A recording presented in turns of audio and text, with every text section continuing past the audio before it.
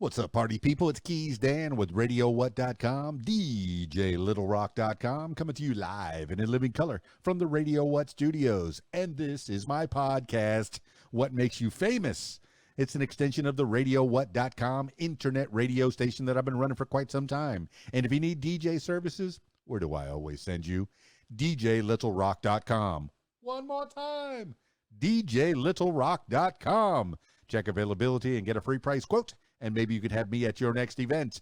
You know, I like to party with the people. The people need to be entertained. Are you not entertained? Let me entertain you. Make your next thing a big one. Today on the program, I got Sari. Sari? Sari, get me a donut. No. Sarah Ashley Marsolek. Better known as Sarah Ashley. I mean, yeah, what, you've heard that name? You know that name? Oh, you know a little bit about Sarah Ashley. We're going to get to know a little bit more in the next few minutes. So stick around. This week's shows, I have a lot of public shows this week. Usually I have my one public show on Friday nights, and this is no different than any other week. My Friday night dance party, karaoke jam, video dance party, karaoke jam at the Rab in Conway, Arkansas. Always a good time. Friday nights, 8 p.m. until 12:30 in the AM. You know, I'm a little flustered because I'm excited to talk to Sarah Ashley. Okay, back to the Rab on Friday night. They got a full bar, kitchen's open, pool tables, pool tournament on Friday nights. So if you want to try your hand at playing pool and possibly make some money while you're doing it, come on out to the Rab. Friday night, Conway, Arkansas, 8 p.m. until 12:30 in the AM. And then on Saturday, I don't have just one show. I got two shows on Saturday. Yeah, Old Keys Dan's going to be doing a grand opening in Stuttgart, Arkansas, down south, way down south, at a Family Dollar. Yeah, Stuttgart, Arkansas, you're getting a Family Dollar. Those things are popping up everywhere. A couple weeks ago, I did a Family Dollar up in Marshall, a grand opening. That went really well, and they said, hey, we liked you so much, come to our grand opening down in Stuttgart. So I'll be there from 10 a.m. until 1 p.m. And, yeah, I'll have the karaoke set up if you want to sing. If not, I'll just play some songs for the people. That was good. But I did have two singers that came by, and they grabbed the microphones, and they were singing songs out in the parking lot. It was pretty fun. Safe, because we had cones set up around the parking lot. So it was relatively safe, but they were having a little concert right there. And I'm going to do it again right there in Stuttgart, Arkansas, 10 a.m. until 1 in the p.m. And then at night, I will be, I will be in North Little Rock, Arkansas, closer to Sherwood, Arkansas, at Spectators Bar and Grill. I did that a couple of months ago. They liked it so much, they said, hey, come back this week. And I think I'm there next week, too. So Spectators Bar and Grill from 8 p.m. until midnight. And that's a video dance party, karaoke jam. They got a full bar. Oh, it's fantastic. Good people. I mean, I only went there one time, and they treated me like I was family. I mean, I guess they liked it. And they said, come on back anytime. I went, okay. So I'm covering for DJ Rick Z. He has something else to do that night, Rick Zilke. So thank you, Rick Zilke, for letting me cover for you at Spectators Bar and Grill. That's Saturday night, 8 p.m. until midnight. All right, that's way too much intro. Let's get into it with with Sarah Ashley. I got her on Skype, so if you're listening to the audio version, I encourage you to check out the video version, youtube.com/user/KeysDan. Skyping Sarah Ashley now. Wow, what a pro. Already in frame perfectly, like you've done this before. Ah, yes, tech savvy. I can dig it. And you have a good background. I mean, for the people that are listening to the audio version of this, which will be everywhere, but I encourage you to check out the video version. So you'll see the lovely Sarah Ashley Marsolek right there next to me. Oh, my goodness. It's so exciting. Oh, wait. You pointed. I did mess up. I messed up. It's gotta be opposite. You always gotta be opposite because of this darn camera thing. But Sarah, Now I know. Now Ashley, I know. Marsolek, so good to talk to you. So good to have you on the What Makes You Famous Thank you. podcast. Keys Dan here. Nice to meet you.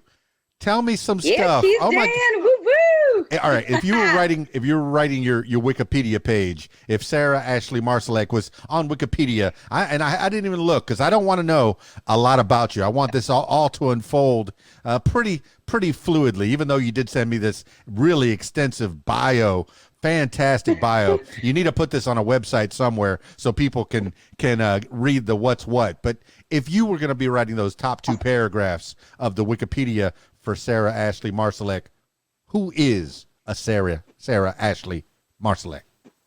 Yes. So Sarah Ashley, you can call me Sarah Ashley. So I am a Minnesota girl, and from the age of 3 years old, I started singing into my Fisher Price mic, and I wanted to sing "Going to the Chapel to Get Married" by the Three Supremes, and that was my jam. And my aunt totally helped me up. She hooked me up and got it on, on a cassette tape. I know for all your young listeners, they don't know what that is, but so it was on repeat. Hold on, Grandma. What is a cassette? Well, for your younger listeners, no. So I don't even now I'm going to describe a cassette. So it is tape, and it has 2 little spoils, and it has the whole song on it. And when you hit play, it miraculously plays "Going to the Chapel" by the Three Supremes on repeat, because that's what my aunt did, which is really, really cool. So I started singing to that and was totally moved by music. And then as I got older, I went to my grandma and grandfather's of the Marsolek side. And when I would get in trouble, I had to sit on an organ bench, and I learned to play the organ, because obviously what do you do when you're a child? You don't want to be in timeout. So you will make anything up to make it a game.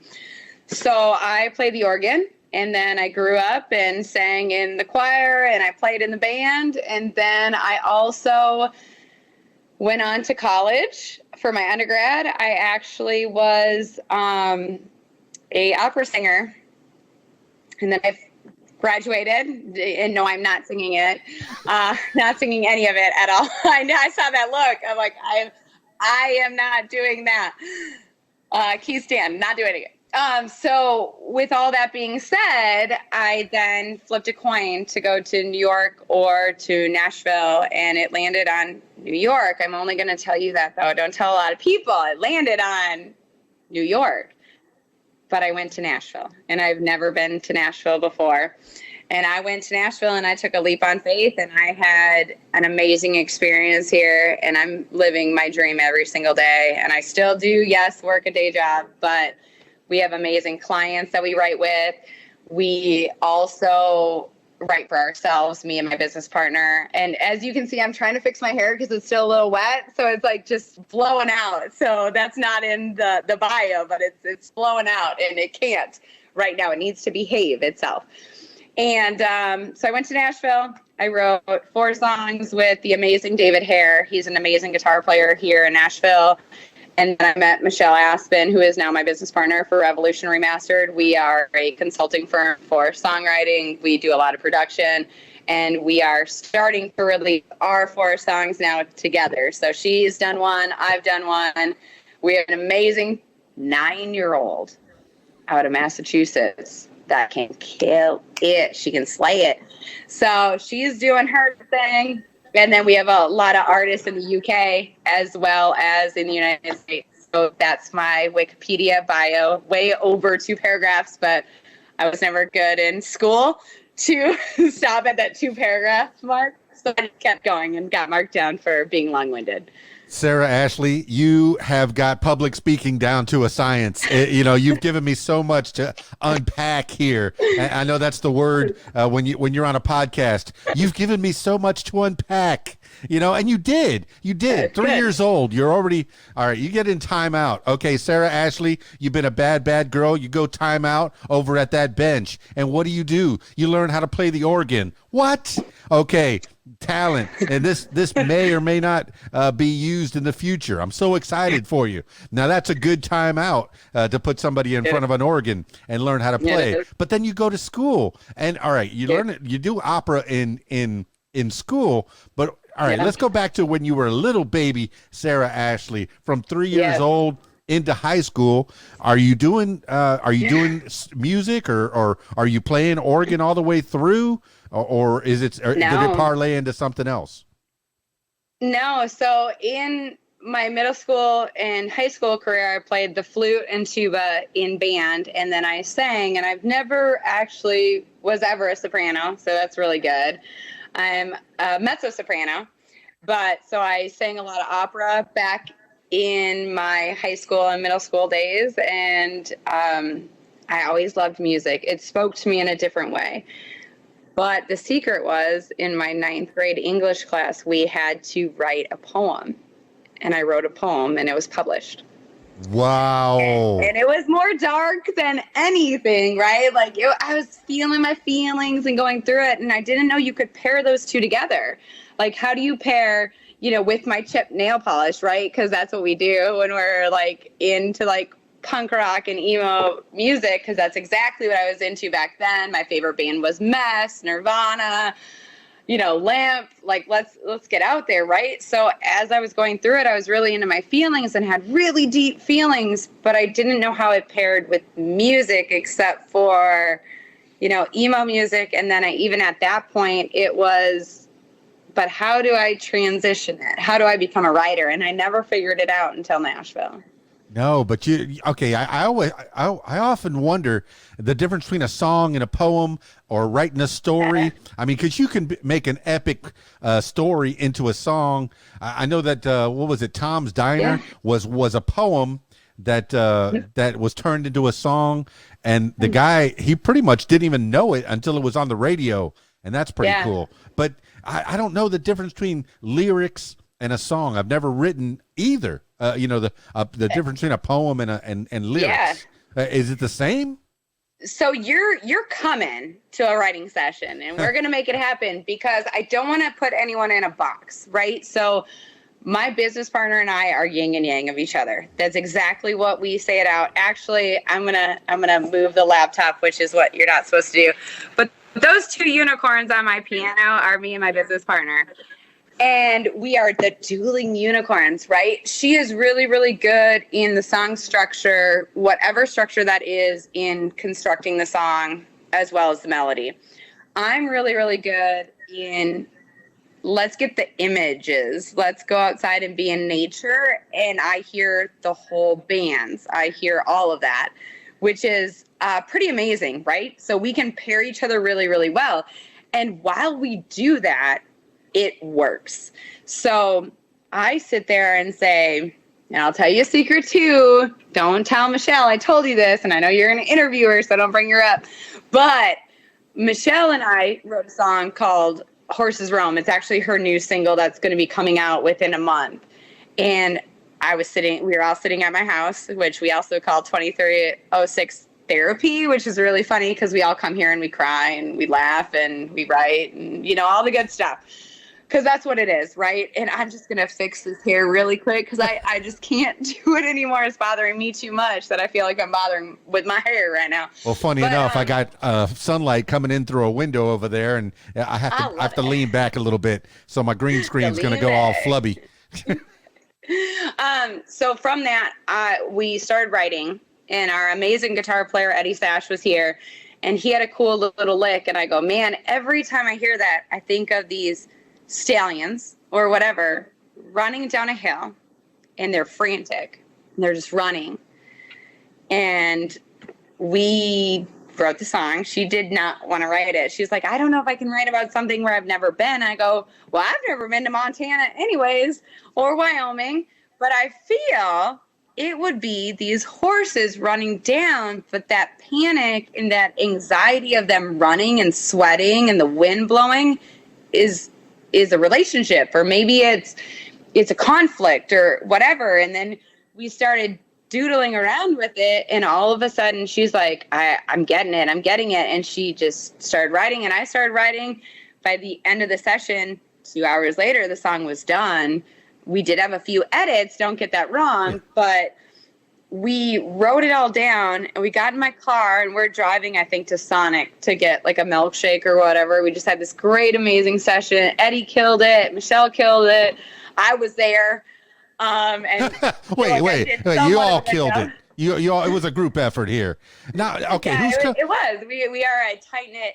And from that vision, she's like, I really like this song. What do you think about me doing? And I dead stared at her, and it was out of body. Like, it was the muses talking. It was everything that was not me. I looked at her and I go, well, it's not my song. And it was her throne to take, and it was her step to take, and she trusted the process and walking through it. And she did the same thing for me, for Watch Me Tell You No. I wanted to cancel. I was canceling that writing session. And she said, we're not. No. And I was crying. I did not look like this. I had the full ugly cry going on. It was not a pretty cry. But we trusted our partnership enough to be yin and yang of each other, to say, I'm going to stretch you enough and you're crying enough that it's going to make it. And we did. And we are doing it, and we're going to continue to do it. I mean, it sounds like you have a good team there, and now Eddie is the one that's coming up with the melodies. Is that what I'm getting? No, Eddie does guitar riffs. Michelle is the melody, and then me and Michelle both work on melody, lyrics, and background together. So her and I are definitely the song, and then Eddie is here's the amazing riff, like, make it around it, right? Which is really, really amazing. And then, of course, he has opinions into lyrics, and does it make sense, and does it sound good, and all of that good stuff. So we bounce it out. We basically have a whiteboard on my wall, which is not, it's my wall, and we throw out all of our ideas against it, and we see what sticks, and we make it work. Well, okay. Now, when you say you do writing sessions, do you have recording devices around you? Are you recording the melodies and the lyrics, the way the way you sing them? Because once you get into a studio, you like a movie actor, when they show up to a set, they have to be off book.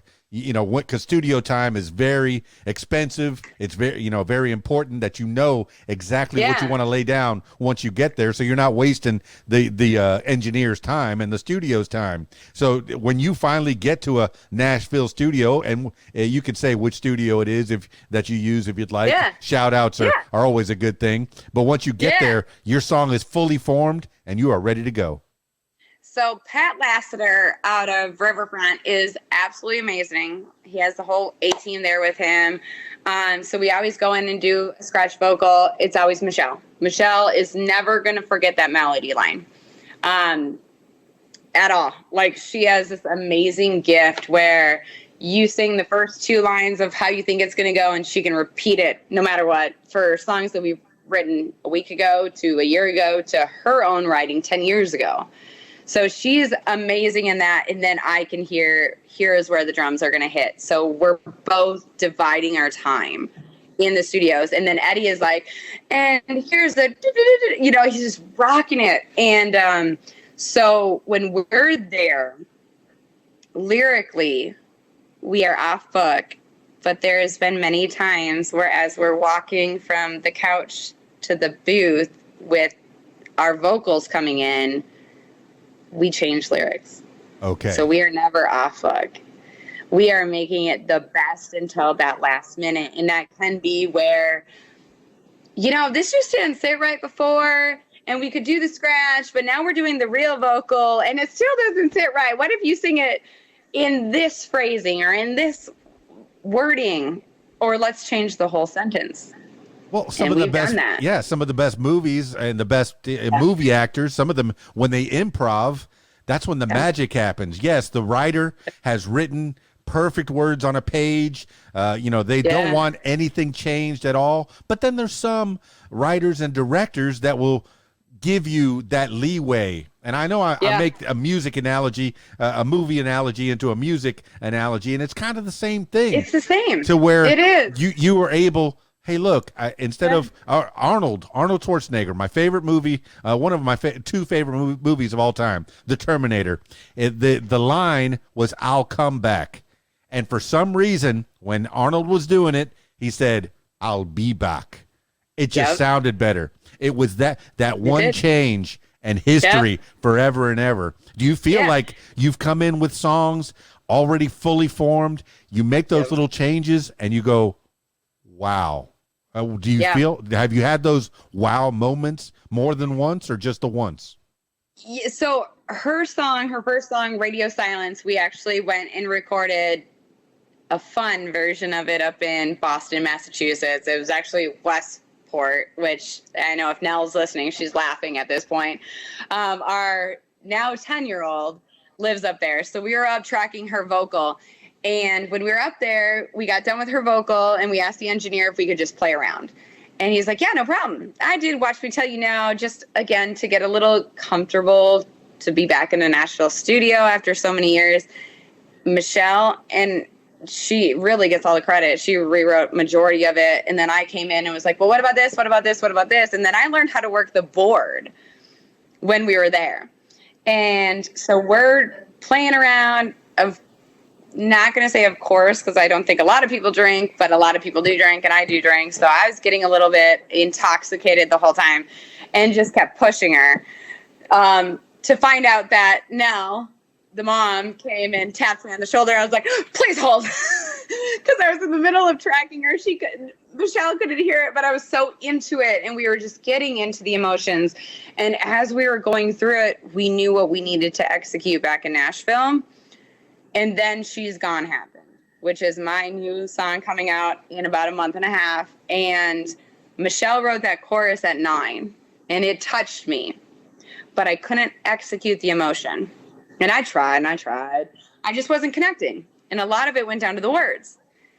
Well, then Michelle and I are in the booth together because we tend to love to be in close spaces together and say, do it better. And we were there, and one of our friends, a mutual friend, was going through a really, really hard time. And some of the lyrics changed, and she goes, think about this person. Think about what they're going through. Think about how they're reacting. And I choked up so hard on the recording that Pat will never give it out, thank God. But I choked up so hard. He's like, what's wrong? And then all of a sudden he heard the tears and the emotion. And then I had to go back again, which I haven't done yet. That's why I say a month and a half, because I have to now go back and execute that exact same emotion without like blubbering the mic. So the lyrics, the emotions, all of it makes sense if you connect it. And if you don't, then that's okay. It's just not the right song necessarily for you, but it may be very well written. Sarah Ashley, there is a little bit of acting there. There's a little bit of performance, to where you're going to have to call back those feelings that you had from, months and months ago. Yep. But all right, this is primarily a learning podcast, and I'm learning from you, Sarah Ashley. Oh, okay. But you gave a lot of terms of how the sausage is made. I may know a little bit about it, but I want you to explain how things work. You said you learned how to work the board. What is the board, and what does it entail working the board? Yeah, so when you go into any studio, you're going into either a computer screen that has an automatic board that has all the levers, and you can see what's tracking in. You can also see what is already tracked in, so a full band or whatever. When we were up in Boston, we just dropped the MP3 in. So it was one line that was the MP3. The band already tracked into a compressed file. Then you have Michelle's track that she's tracking in. That's the board. So you have to hit certain commands on either a keyboard or on a physical hardboard of basically track, like go. And Michelle can hear that, or any singer, myself, Gabby, you even, right? Keys, like, you got it, right? You're going to hear that click track in, or you're going to hear a little pre-roll, which is a little bit before you're going to start actually taking. And that pre-roll is going to give you the cue of exactly where you are in the song. And then it starts recording your voice. And when it starts to record your voice, you can stop it at that point, and you can either take that track and either record over it into multiple layers, so you have all of the tracks, or you can keep your one and say, I need you to punch here, so the pre-roll happens and the singer will sing along with it, and they will record that one spot and stop it. so that you can get that perfect take.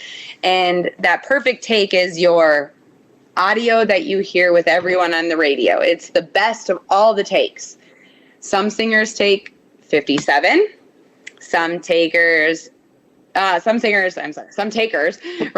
Some singers will take 60. Some will take 3 and be fine. Some will take 4 and say, I know I did the first half really good here and the second half here. And then you comp it together into one track, and that's your final vocal.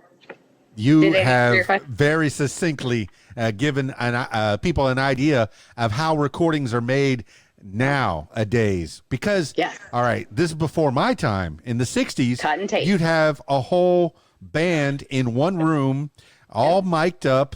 Perhaps, you'd have one of the mics maybe they'd have a 4-channel mixer, and this is all analog. And going back to those tape that you talked about, that you had the song that you sang, the cassette tape. Well, there's a 4-track that has 4 of those tapes on it, and maybe you have the drums on one track, maybe the guitars on the other track, maybe the bass on another track, and then maybe the singer on the other track. Now, if you're all in the same room, it's going to bleed a little bit into one another. But that's the bleed over is amazing, though. Oh my goodness! But you're talking about, cut and paste is where you used to take that tape, cut it, and then paste it together the way you wanted it. Now it's all digitally done, or at least primarily. There's still a few old school people that use analog, and eventually it's going to be recorded down into a digital format and then mixed and mastered anyway. But the original recording is going to be on some kind of a magnetic tape. But oh my goodness, that's the process that you go through to go from thought, from idea to lyrics to poem to melody to fully formed song. Could it take a week? Could it take a day? Could it take months? Could it take years for one song? And how many times? Is that a question? Yeah. How many times have you done this? I would say that's a profound statement, because everyone is its own little baby. And honestly, I am not the person to ever teach you of how the recording process happens, because I felt like I did a good enough job to say, like, that's kind of how it looks. But you hit it spot on with like the bleed over and stuff like that. We normally track down a full band, which is really amazing. But even with that, like, that whole band can make that idea change. So can it take a day? Absolutely. Yeah. Can it take a week? 100%. But what happens when creativity enters a room together and everyone is feeling it and everyone is moved together? Okay. Do you rush it?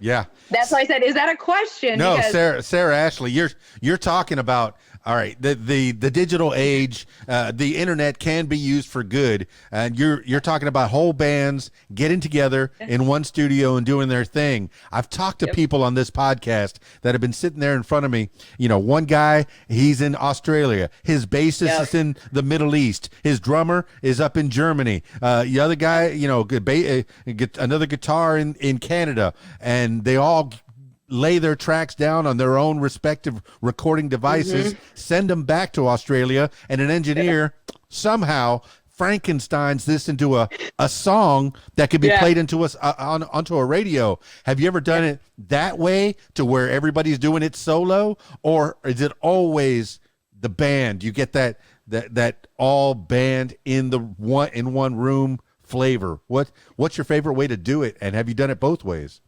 So I have not, and I don't want to be bold enough to say I will never do it in the let me pass this on and pass it on and pass it on at all. I know for myself, there is something about the magic of everyone syncing up together, and it really cuts down kind of your mix and mastering cost, right? When everyone's there together, it makes sense, because if someone makes an error, that tight knit of what the band is playing together, they might have to repeat that song again. And honestly, a song is 3 minutes, 30 seconds versus, well, let me replay this again and again and again. And then you're not there. You can't provide that direction, or you can't say, this is really great. Can now we try it this way?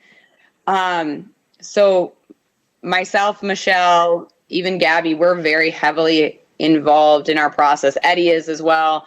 the people that we work with want to be a part of it. They know what we're producing out is at a very, very high quality. Thank you, Pat. If you're not listening, you need a list. Like, Pat, you got this down. But we work in a combined and a collaborative network, because if you're not doing that, I think some things are lost in translation, to be honest. Well, I mean, you're giving credit where credit is due. I like the shout outs. I always like to let people know when they go, oh, I want to be in the music business. Maybe I want to be a singer. Can you do it all by yourself? No, you need a team, to get us to a certain level. Yes, you could be a SoundCloud DJ, with your phone and kind of make some kind of a demo. In fact, one of the people I was talking to, he was in prison when he wrote a song. And he had to get his vocals to a producer. He sang it into a phone, and the producer was able to mix that down. So by the time he got out of jail, he had a hit song, or a song that he could present to people and maybe go really play for people. And that's oh my goodness, getting out of jail in itself is a hard thing to do, and then you have something that you could present to people and maybe make a living out of it. But that's another story. And if you've been listening to the What Makes You Famous podcast, you'll hear it way back then. But and that's the best type, right? Like, we're all trying to make it happen. And how do we do it? Doesn't matter. We're just all trying. Well, yeah, you're learning. Okay, you learn how to play the flute. What was it? Flute, or what was it? It was the flute and the tuba. The flute and the tuba. And did you go anywhere with that? Did you take it, the band? Did you go band camp? And did you play for concerts for your school mates? Yeah. Oh, that's fantastic. So I was in band and choir. So yes, I performed in front of my school. I actually got into my undergrad on a tuba, avenue, but then my sophomore year, I went over to voice. I am not a marching band person. I love it, and I would conduct it all day. It's great. But that was not me as a person. I was a significantly big jock, right? I was soccer, softball, all that. But the really cool thing in my high school was no matter what area you were in, the coolest people could float in and out of all those areas.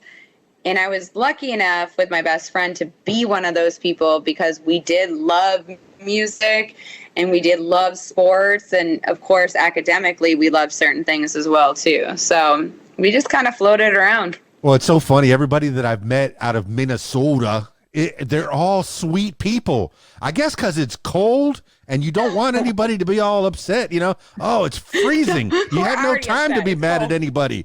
But there's such sweet people. And even the accent, which obviously has been drilled out of you. I don't know if you could put it on still. Oh, but don't you know? I can. Oh, she's gone Fargo, and I know that's North Dakota, but but Minnesota. I think of Jesse the Brain. I guess he'll always be Minnesota's governor. I know he's been gone out of that office for the longest time, but to me, he's always Minnesota's governor. As soon as he got it, I was like, wow, really, Jesse? Cool. He actually came to my high school. How cool is that? I think I was a junior when that happened. Yeah, he was there for one of our football games. And now if anyone from Minnesota is listening and I'm wrong, I'm right now. There's no fact checking. My memory, and I'm sticking with it. That's right. There's no fact checking. There's fuzzy memory here. We do fuzzy history here. Love it. No, but that's fantastic, man. To have, and he was a sitting governor at the time? I believe he was, yes. How inspiring he just got voted in. How inspiring is that? This guy, you were saying you're a jock, and usually, if somebody from the outside puts the word dumb in front of that, dumb jock, Yep. No, you can fill your head with knowledge. You can make your body strong and make your mind strong, heart, body, spirit, everything strong. It's important that you take care of yourself. Do you feel are you still taking care of yourself? Are you still a jock? Do you still exercise, play sports, eat right, what have you? So I got older. I'm not going to say my age, but you can guess. I've gotten a little older. So yes, I do the best that I can with the traumas from being a jock, right? So when we're young, we want to do everything, and we don't care what our bodies take. So yes, I still run. Yes, I still work out. Not enough.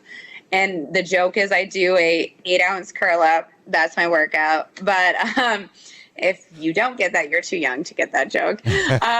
But no, for real, like I have a dog, so I walk her all the time. I play in the backyard. I do run still a lot, but not as much as I used to. And that's okay. That's part of getting older. And I flex a different muscle, which is the creative muscle that I didn't flex a long time ago. Absolutely, Sarah Ashley. Now you're talking about getting older. I think about every cut, every bruise I get. I used to have Wolverine powers. I would hit hit a wall and bounce right off of it. Hit the floor, bounce right back up.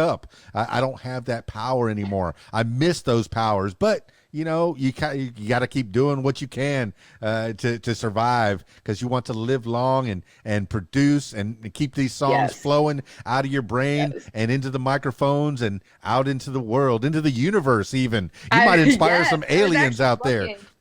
I was looking at my arms to be like, so what happened today? That's a bruise that I wouldn't have noticed, but I don't have one today, so that I'm doing something right today. Mystery bruises are fun, aren't they? Sometimes I wake up and I go, where did that come from? Ow. My dog does that too. I'm surprised she hasn't interrupted this meeting yet. Okay. All right. You got pets. That's beautiful. All right. So in college, what did you study in college? What did you want to be when you grew up? So I actually went in with a music education degree, and I dropped my education degree at the last year because they wanted us to student teach for a year, and I couldn't take out that loan. It didn't make sense. So I actually just got a music degree. Through that, I sang a lot of opera. I was Hansel and Gretel, because I am a mezzo-soprano, not a soprano. I don't know what that means. I don't know what that means. Soprano is like the highest one, right? It is. Yep. And so it's soprano, mezzo-soprano, tenor, baritone, bass. I think I missed one, and my teachers would be so mad if they were listening. They'd be like, what about this one? And then I'd be like, I didn't pay attention well. No, that seems about right.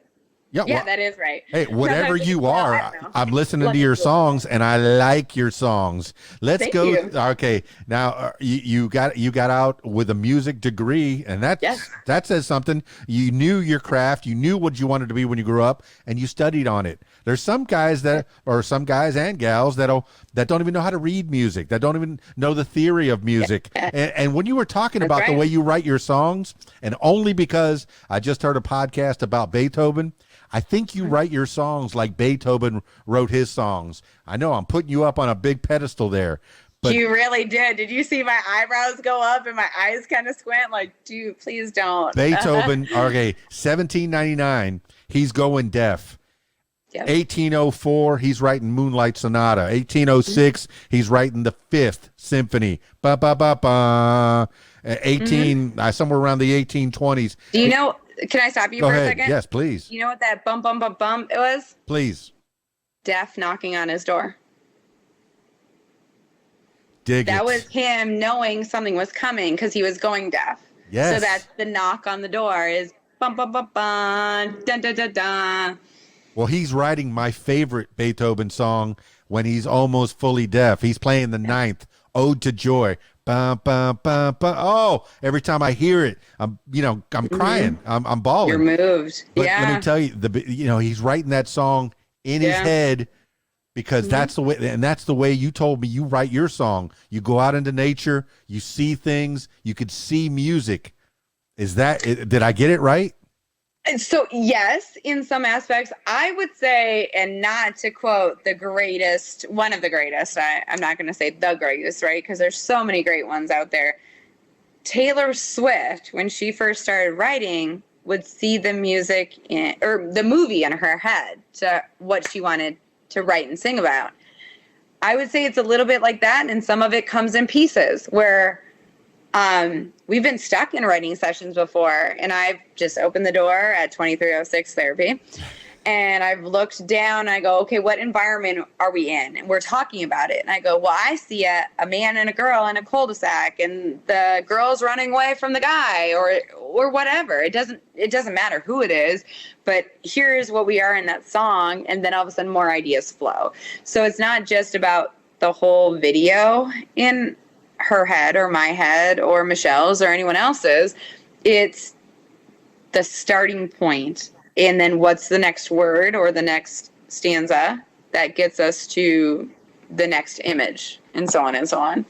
Yeah, Sarah Ashley. It's not just me. I got a great team. I wondered about that, but you're of the age, still a whippersnapper as far as I'm concerned. When I was, just starting high school, MTV was just starting, brand new. What is this thing? And even before that, in the late 70s, I'd stay up way too late and watch Friday night videos. And when a visual, and I guess, Don Kirshner's rock concert. Oh, he played videos back in the 70s before MTV and before MTV was born. But I remember, I always liked listening to music. My mom got me into music. She gave me records, 45, Bee Gees, Gordon Lightfoot, all that kind of stuff. The Eagles, the Stevie Wonder, that kind of thing. You got Patsy Cline sitting right My there. favorite. The lady herself, the queen of country music. I know Dolly Parton is the current reigning queen. She is the queen too. Again, it's not just one. There's so many greats out there. But as soon as a visual got put together with that medium, minds are blown. I know mine was blown. Yeah. Video killed the radio star. Madonna, the Cars, Duran Duran. You are pulling out my heartstrings right now, saying all these. People are popping out of the screen. You're not just hearing it; you're seeing it. Yep. But if you're writing songs, and I'm sure Tay, she writes her songs with a video in mind, with a story in mind. I know one of her songs. It might have been the 46th take, but it was one whole track, just one whole take. And maybe it took 46 tries, but that one that's out there, it might have been the, I don't remember. It was one of her breakup songs, which is everyone. But, but do you feel. She does it good, though. I was looking through YouTube to find, to see if you had any music videos, because on the weekends, I always.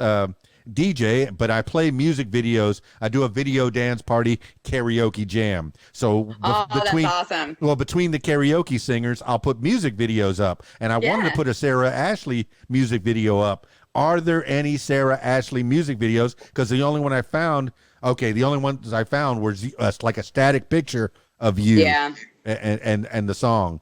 But there are a couple. Anything that's distributed, right, surprisingly on, from CD Baby, that's who I go with. They will always put a picture out of the single, right?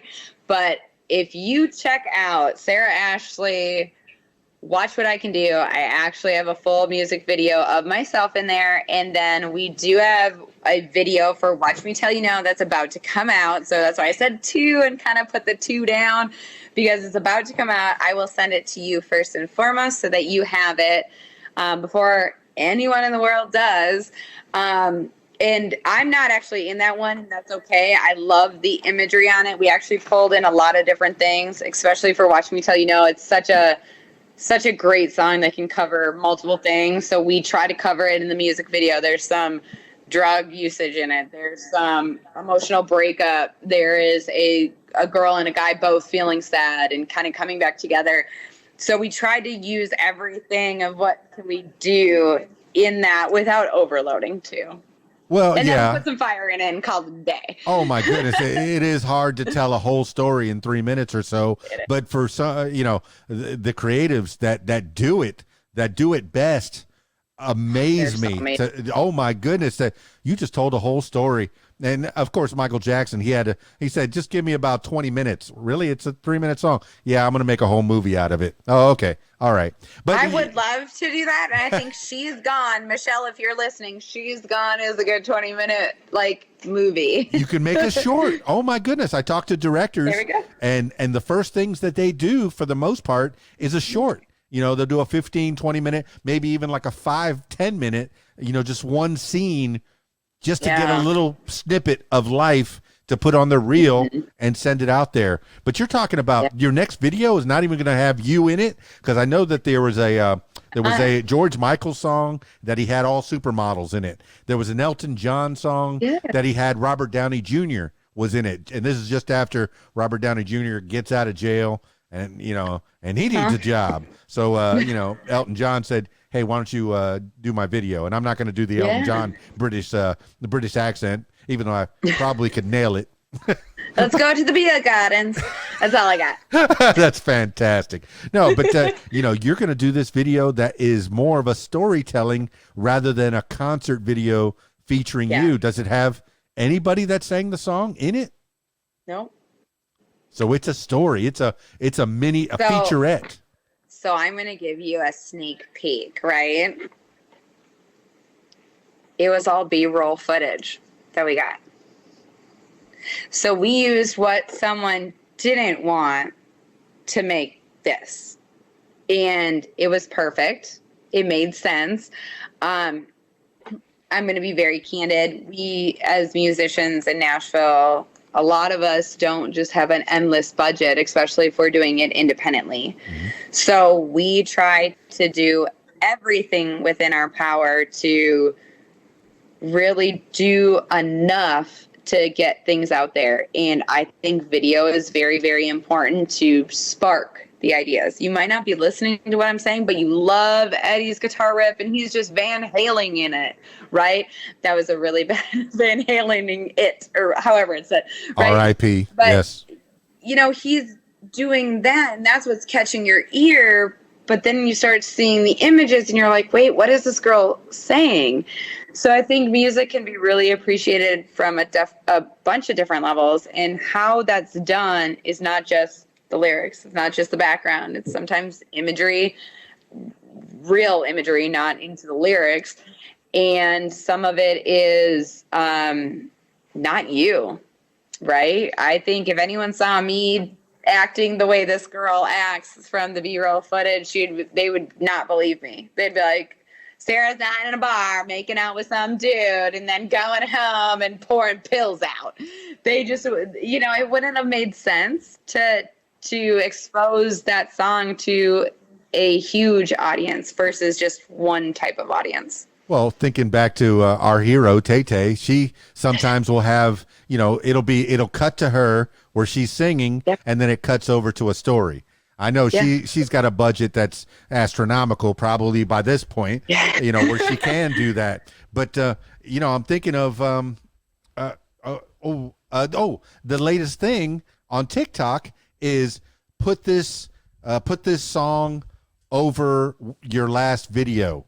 Mm-hmm. And that is exactly what you did. Put this sound over the last video that you made and make something special. Now, one of the things when I'm doing the video dance party karaoke jam, some people will be nervous to sing by themselves, put the karaoke track. So I'll put a lyric video up.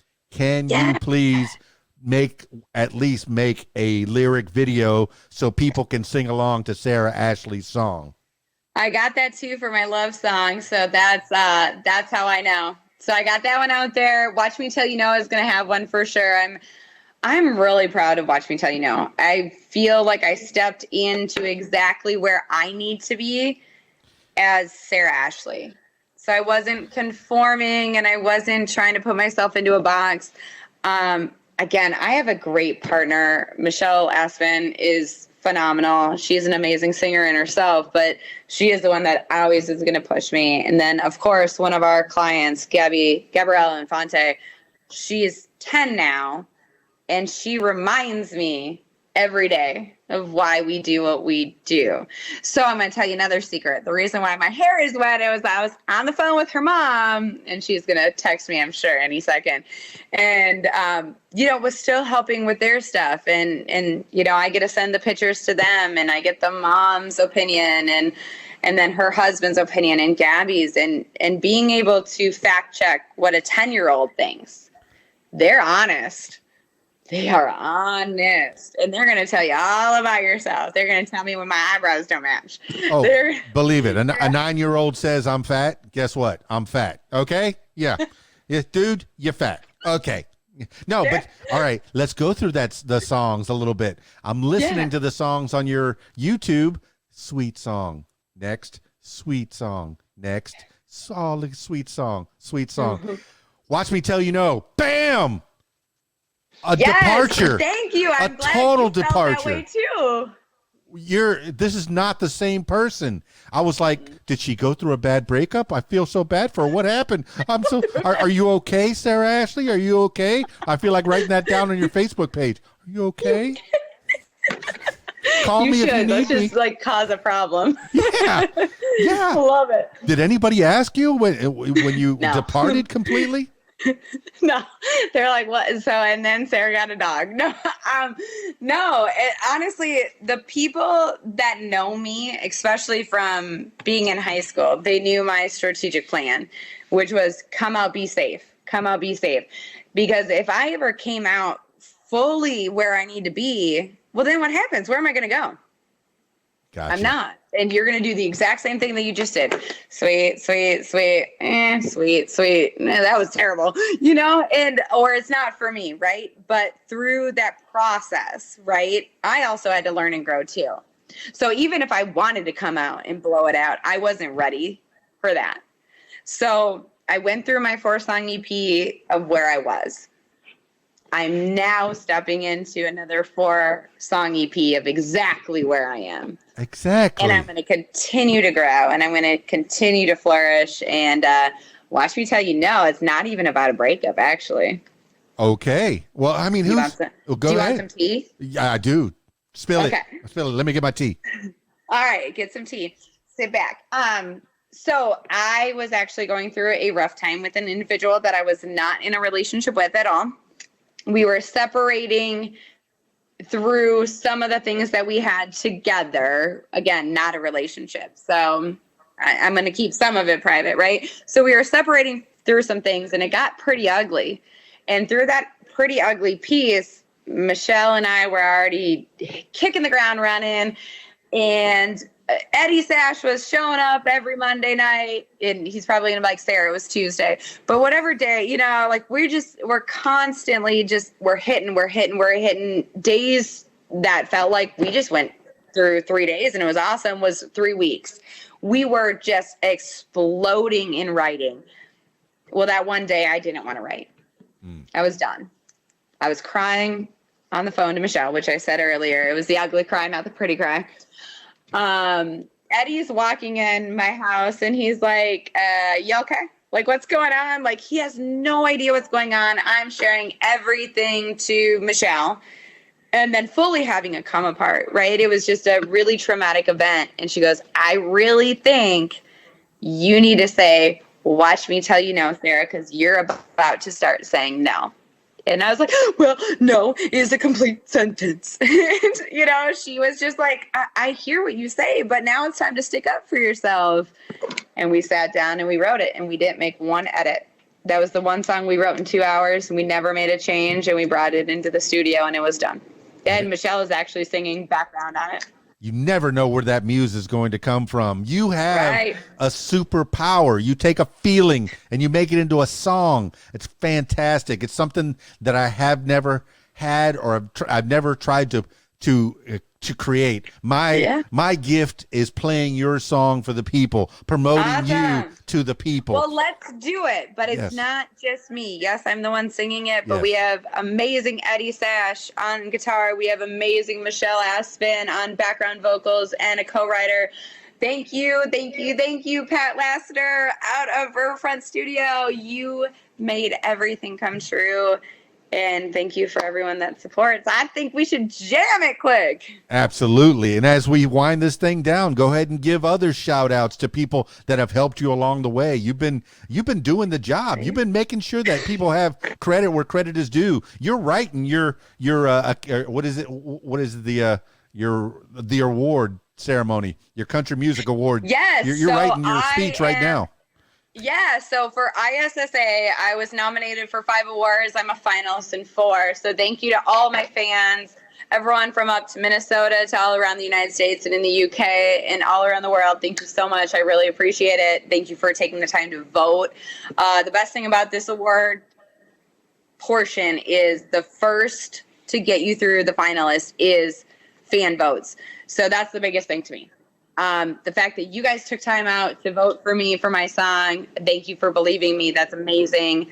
Man, like, geez, Thank you for having me on. Like, it's been absolutely phenomenal. I've had a bunch of other interviews too from this. Like, there's a lot of great attention around it. It is the International Singer-Songwriter Association that's making all of this possible. There is no fees. So if you are a singer-songwriter that wants to get your music out there and you have a good following, start getting into it. The amount of people that I've networked with already has been amazing, and they're networking with Michelle as well. We're looking to get Gabby Infante. So Gabby, get ready, girl. Next year, 2023, because we're in 2022. Get ready, girl. We're gonna try to bring the whole house down with Revolution Remastered. So definitely get ready. Again, so out of 5 nominations from Anthony Black, who is another amazing Minnesota singer-songwriter. Out of all of that, I got on to being a finalist for 4. The biggest one and the most exciting one is Singer-Songwriter of the Year for the female division. I'm so excited. I know I can only thank Michelle for the amount of support and compassion she's had behind me, because I am growing, and we all are, right?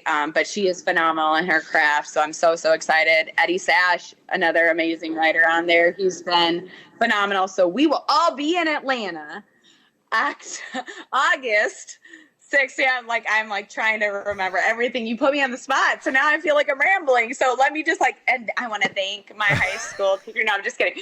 Should I be? Na, na, na, na, in Atlanta. na. I'm playing your. Na, na, I only na. have 1 minute to do any speech, so if I win anything, it's just gonna be like, just keep playing that music and keep turning it up, because I have a lot to say. Oh, No, if you got anything more to say, you can come on back here, and you can have way more than 1 minute to thank everybody. No, that's right. That's what I'm going to do. After all this is done, I'm either going to be crying with you, or we're going to be like just jamming it out.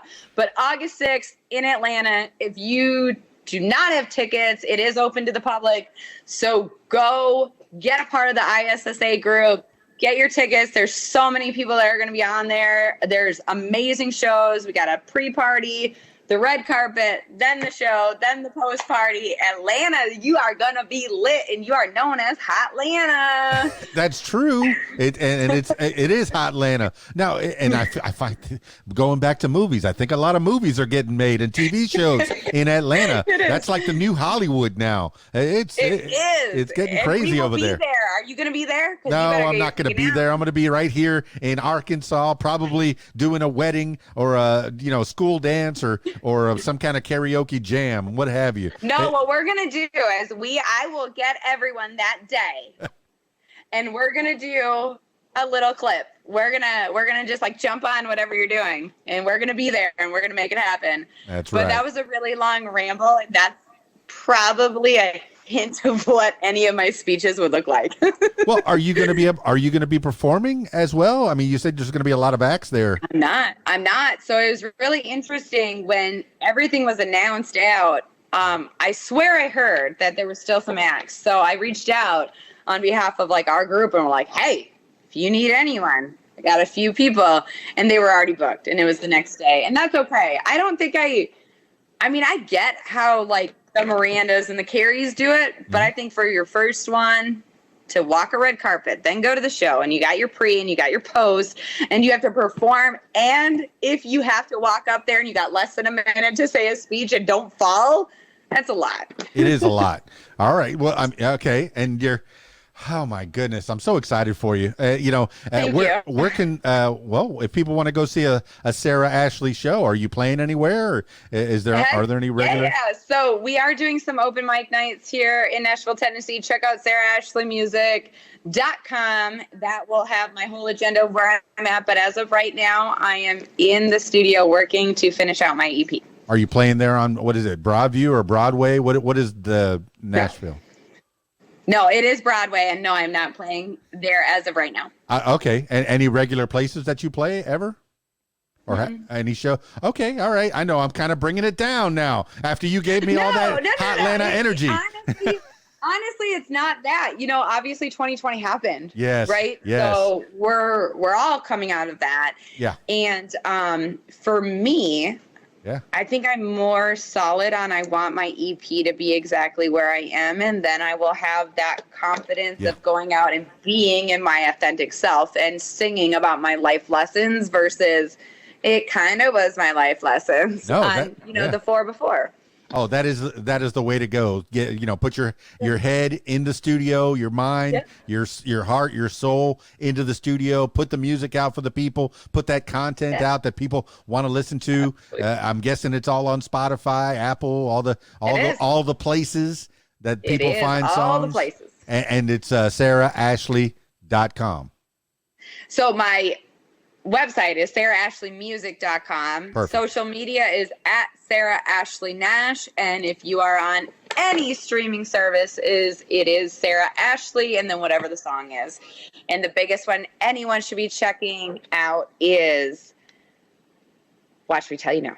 You got that right, because that's the one. That's the one where she busted out of that sweetness. Oh, I was so sweet. Somebody was whispering in your ear. You got to be sweet. You got to stay sweet. Yeah, and then you said, no, I'm breaking out. We shouldn't say anything, but I was, working on myself. No, that's fantastic. It's good that you grow. I mean, look, hey, Miley did it.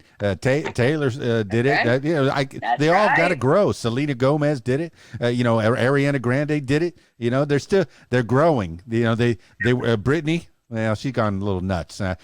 She's a good follow on Instagram, but Britney's out there. She's way out. But that's another story. I love me some Britney. I do. Let's be honest. She is amazing. I know. Hey, okay. If you look up Keys Dan's House of Britney, the last radio station I was working at in Miami, it's out there. There's still a page. It's Keys Dan's House of Britney, and I think it was frozen in time back in 2005. Oh, I am so gonna jam this. I'm gonna text you tomorrow and be loving this. But yeah, they used to make fun of me that I liked Britney too much, and I think I was a little too old to like Britney, but I did like what she was doing. Okay, but right. and I like what you're doing, Sarah Ashley. Thank you. You are killing it, and you Thank you. your team. You have good friends, good Thank family, good people surrounding you that seem to be putting you in the right direction, the direction that you want to go in. Would you still consider that you're independent, or do you have a record label, or I am independent. You don't have the push of a record label, but all the money that gets made, it goes to your band, to your people. It goes to you, and I can appreciate both things. Sell 1 million records, get $100,000, and you sell 100,000 records, get $100,000. Because you're cutting that. If you're with the record company, they're taking most of that million for somehow. But hey, some people do great with record companies. That's right. It's the business, and I'm glad that you went to college. You got some school. Stay in school. And I'm saying that you're young enough to be. Do you still need college? Can you just go to YouTube? Yeah, you went all the way, but not only, do you feel like the kids need school, or can they learn it all on YouTube now? I think out of any form of education, there are great theories and principles that anyone should go through and learn that are not fully discussed on YouTube. So yes, I do think education is a great thing. Do I think you need to go to a full 4-year university that's a Division I school? No. I think you can learn it at community college. I think you can go online. As long as you are educating yourself, it is only showing that you have the willingness to learn, and that's all we need. There's a reason why my man Beethoven is still getting played. Chopin, Bach. That's right. All those theories, all that music that stands the test of time. There's a way that chords get put together. There's a way that notes fit, and there's a way that they don't fit, and that's punk rock. I love me some punk rock. I like some punk too. Chip nail polish. You were talking about in the beginning. We take it full circle, Sarah Ashley. Full circle. We did. We did. I don't want this to be the last time that we talk. As time progresses, I want you to come back And I usually finish these things off with last words for the people. This could be words to live by, something you heard a long time ago, or, maybe a mantra that you wake up with every morning, or whatever pops into your head at this moment in time. Sarah Ashley, give the last words for the people. Always remember that if you follow what you love to do, you will be rich in so many ways, not just financially. So always follow what you love to do, follow your heart. Even if that leads you to a box under a bridge, you will have more than you will ever need by following what you love to do, because everything else will follow.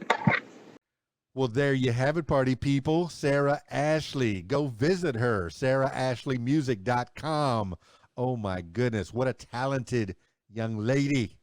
And, she's got a whole life ahead of her, whole career ahead of her.